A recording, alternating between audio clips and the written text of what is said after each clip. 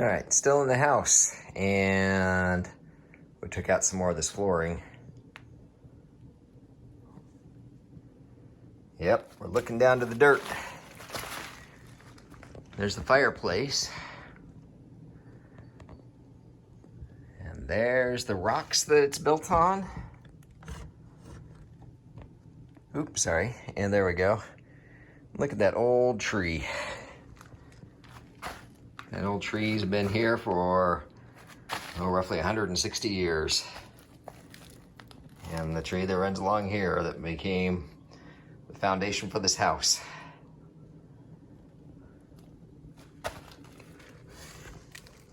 And the rocks that they stood on. And then obviously somebody's come in since then and shored it up a little. Thank goodness, because, you know, it just seems a little safer having that, but you know what? That'll probably break down long before the rocks do. But anyway, trying to show you around here.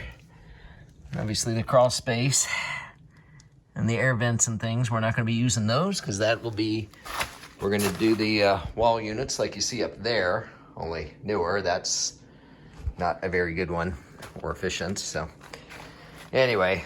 And back to the reason I did this was you can see the shim. Let's see if I can do this here.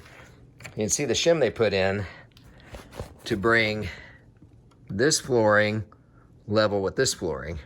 This is about half, not quite 3/4 inch wood planks. This is almost a full inch. So that's where we were running into this unevenness. So I'm gonna go along, clean up all the dirt, shim this up properly so these boards, there we go. So these boards are all level across here. So once we put down the subfloor plywood, it should all line up nice and level on that end. And then the same over here, because this side was high. And again, I'm gonna come through and I will knock off some of this right here. I've got hurricane ties, which just metal brackets that I will, once I've got this shaved down, I'm gonna go ahead and put them in here on both sides, just for a little extra security.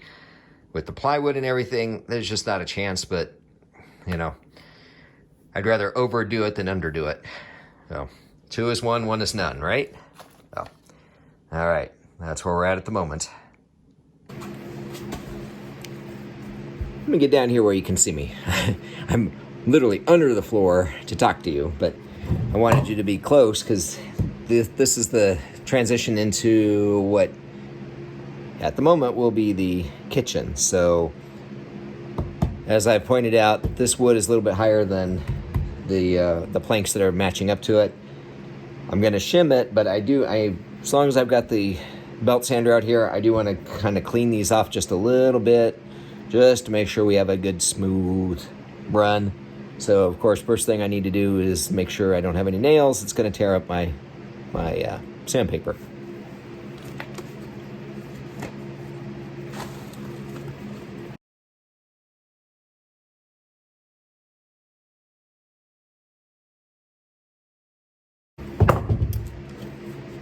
There's a nail there. It doesn't even go all the way through. Sorry, I keep looking that way. I gotta look that way. But that nail is just barely sticking out the other end, so it doesn't need to be there. I'm gonna pop that right out if I can.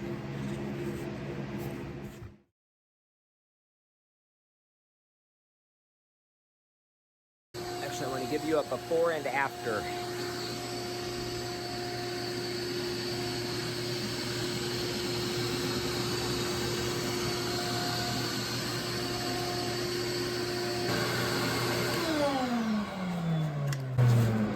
Yeah, take a moment. I wanted to give you a before and after because I just love the transformation that just an old, dirty piece of wood goes through when you hit it with a little bit of sandpaper, just a little tiny bit of TLC, and it's just the beauty of that wood just comes out. So I wanted to show you before I hit it with the sander.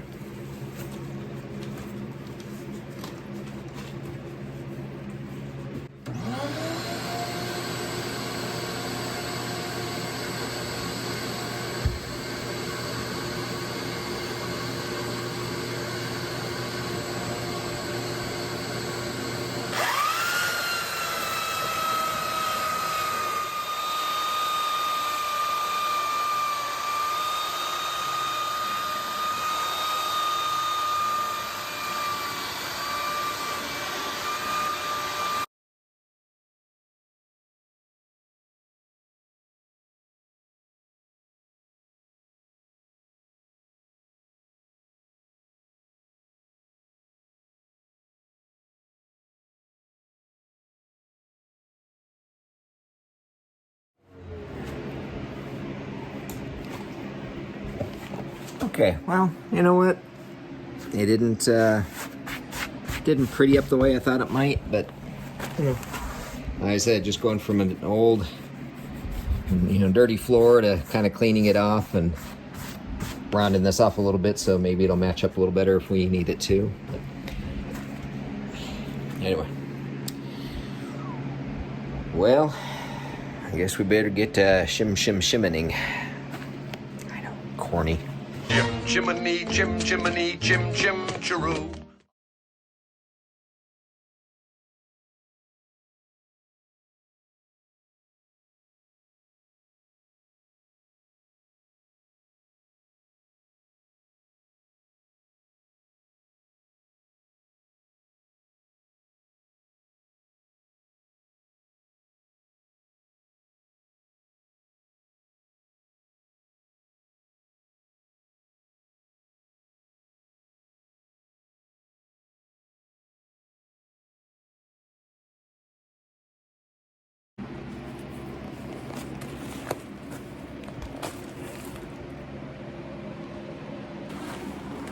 Okay, now, all right, so this is just a piece of paneling that I cut, because it's, what, 1/8 inch or so? Just to test it out, but I'm putting that there to shim up this beam to be a little more level with that floor, because like I said, this is 1 inch thick, this is about 3/4.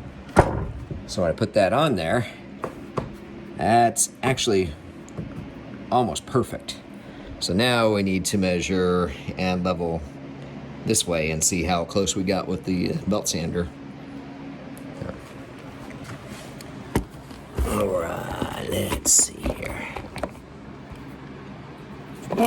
It's times like these you think about those creepy haunted shows, because I can't see what's under the floor behind me and beside me.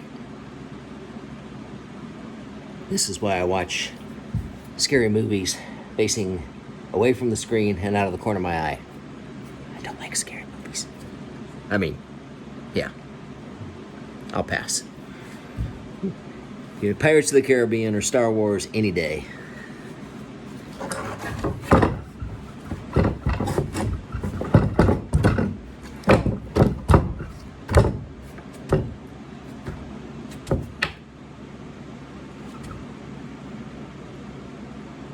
My goodness, folks. I feel a high spot right here next to the post. I think we'll have to shim this up just a little bit more on that end. Not quite where I want it, but if this were nailed down, giving that belt sander a workout. Had that since about 8th grade too. It helps if it's not on the extension cords.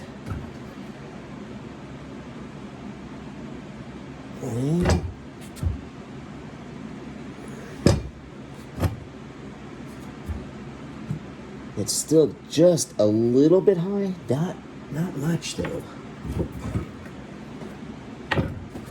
I mean, it's a whole lot better than it was. I don't know. Let's see if I can. I want to try to show you. I brought you along this far. I want to see if I can show you.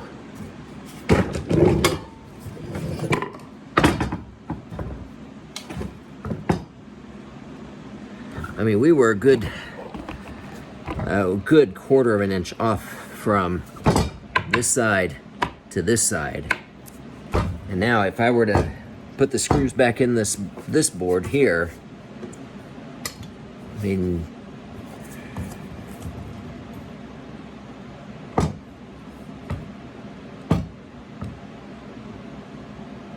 like I said, I can't show you very well. It just doesn't pick it up on camera, but I mean, we're pretty darn close. And by the time we put down the 3/4 inch plywood all the way around the subfloor and all that, you're not going to be able to tell. And that's the big thing, is we didn't want to have a threshold here in the middle of the hallway. So I'm going to clean up right here with the belt sander right next to this post.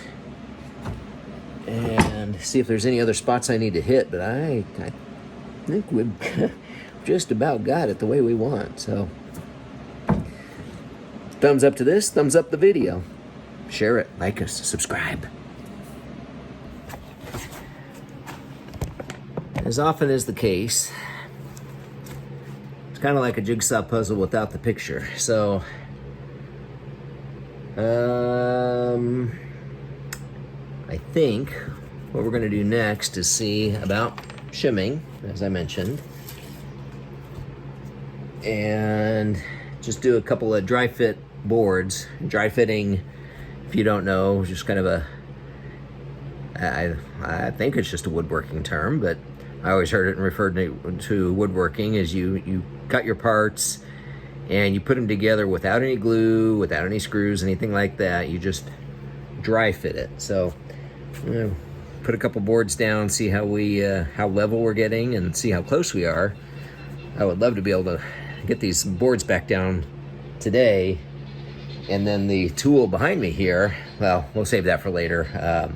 The contractor allowed me to borrow one of his demolition tools, and I'd like to get the rest of the wood off the walls that we're going to salvage and use for the ceilings. So, all right, let's get to dry fitting, get some tools out of the way here, and see what we've got.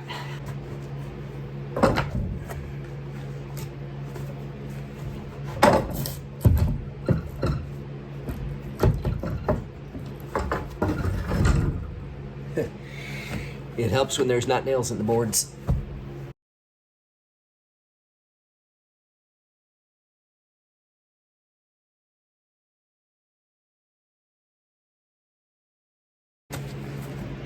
So again, it's just a piece of the paneling, because it's nice and thin. I'm just gonna put it down there.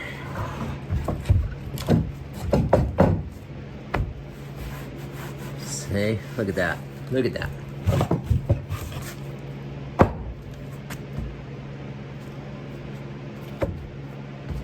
That's actually about as perfect as I care to get. Then, let's see.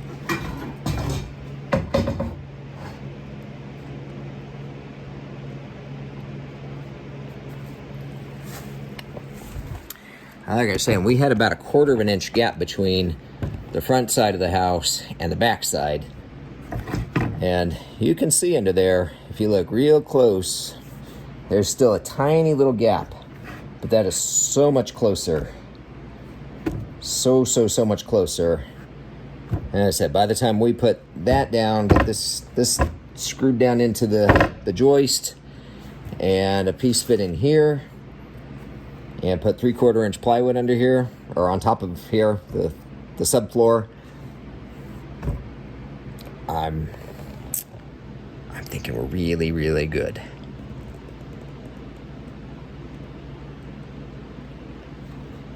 Gonna get tennis elbow, patting myself on the back. Not really. I'm just happy that the thoughts I had in my head, the plans that I was thinking about how I would do this if we were going to have to do it completely on our own. I don't know if he wants us giving his name out or not. I don't see why not, but just in case. The contractor that was here, nice guy. Basically, watching him, helping him, really confirmed that the thought process I had was right, and I think I would have done it pretty much exactly how he did, but it would have taken me 2 or 3 days to do what he did because he's done it before. Experience, right? But some of what I'm doing here, a little bit of what I'm doing here is what we had to do on the far end. So let's just say it boosted my confidence to go forward with it. So, all right, I'll keep recording while I'm working on this, but if I have any other profound thoughts or ideas to share with you, I'll stop and share them.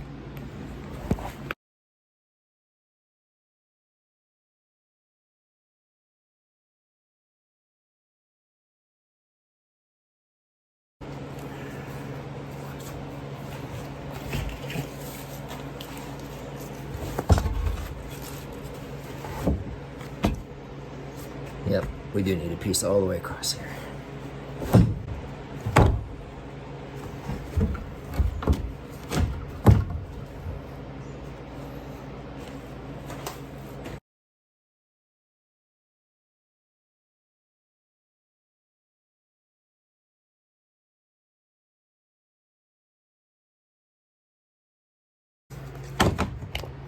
All right. Yeah, I don't know how close y'all gonna follow me on this, but you look at this and say, okay, well, he's only got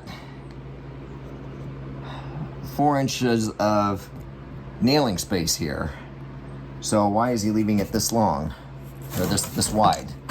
See, this will make sense. You see how it's overhanging? That really won't matter. I don't need to cut the length of it. I'm sorry, the width of it, because the boards that are going down, the boards that I'm putting back in here are already cut. They're already measured to fit up to here. So, you know, this shim, you know, can stick out a little bit. It really isn't a big deal. It can just go right in here, like so. And let me get a little nail here, just to hold it in place.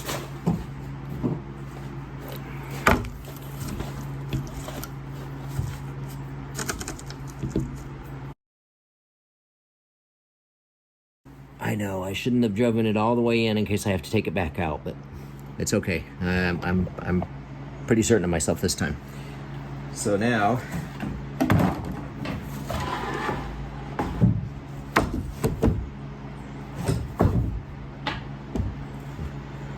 and you can see the what's going to make sense here.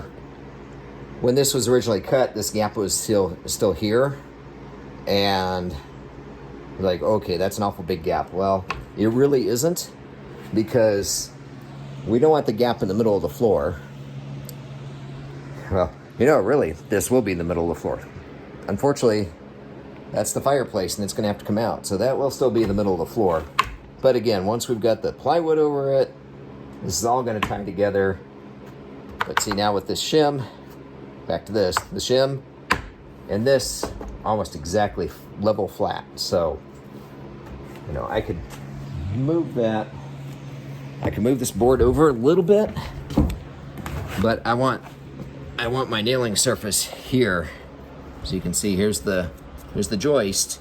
I want the most nailing space right here, because that part is the middle of the room. So, all right, so let's dry fit a couple more boards here.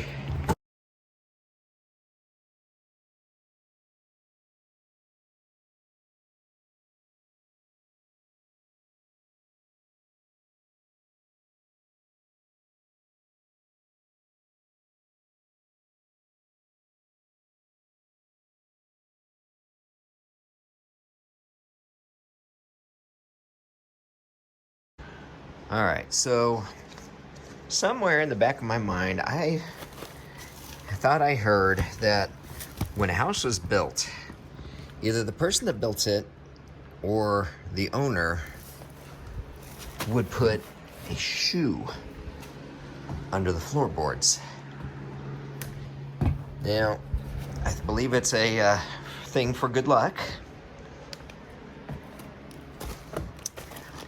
And, well, if that is the case, I don't need any bad luck. So let me show you. I'm not gonna touch it. There's an old leather shoe. And clearly the person that put the vapor barrier in much later had the same notion that you don't want to mess with it. So there it is. There it will stay. Put a rock there just to hold it in place and hold the vapor barrier around it. But, kind of cool, huh? Old shoe. May it bring us lots of luck, too. Okay, quick wrap up, since this is a 2-part video, more or less. This in here is where the contractor put in that 8x8 by 16 foot long beam right through the middle of that floor. Good and solid. Brought this side up level with what's currently the kitchen and across, because that was sagging and bouncing. We knew that before we even bought the house and before we even tore into any of it. Then the video you were just watching was essentially from here to the edge of the fireplace there. And like I said, we pulled back the boards, shimmed up on that end, sanded on that side, and so we're pretty flat. We're pretty much ready for the subflooring to go in. I'll show you right quick over here. Yeah, there's a hole in the floor, and yeah, that wood is rotted away.